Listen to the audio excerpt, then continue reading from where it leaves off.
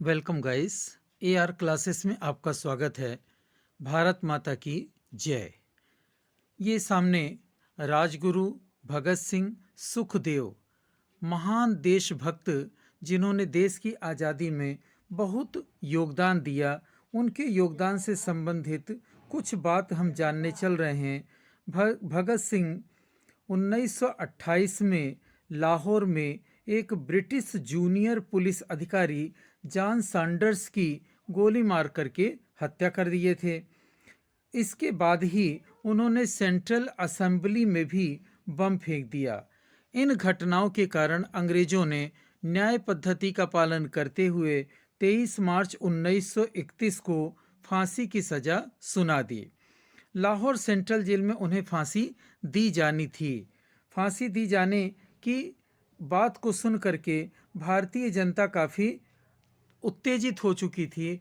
इस उत्तेजना के डर से अंग्रेजों ने फांसी देने का निर्णय एक दिन पहले कर लिया और 23 मार्च को ही, 24 मार्च को दी जानी थी, 23 मार्च को ही शाम 7:33 पर इन तीनों साथियों को, भगत सिंह, सुखदेव और राजगुरु, तीनों को फांसी दे दी गई।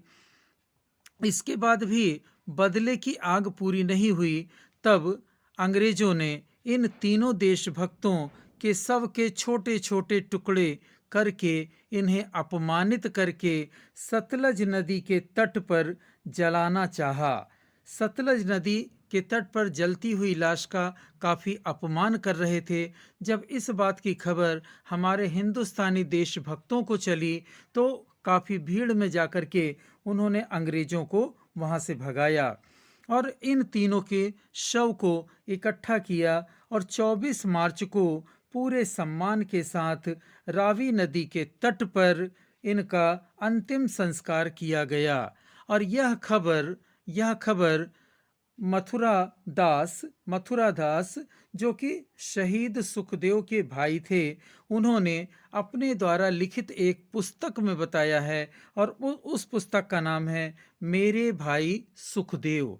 तो मेरे भाई सुखदेव से ये कुछ घटना का एक छोटा सा पार्ट मैंने आपके सामने प्रस्तुत किया। जाहिर है ये जानकारी आपके लिए बहुत ही काम की होगी, बहुत इम्पॉर्टेंट होगी और रोंगटे खड़े कर देने वाली है कि कितना बुरी तरह से हमारे देशभक्त उस समय शहीद हुए, शहीद होने के बाद भी बेइज्जती सहते रहे। अब हमें उनके शहीद होने के बाद जो स्वतंत्रता मिली है, उस स्वतंत्रता को कायम रखने के लिए अपने देश का पूरी तरह से ध्यान रखें और उन्नति के शिखर पर ले जाने की कोशिश करें।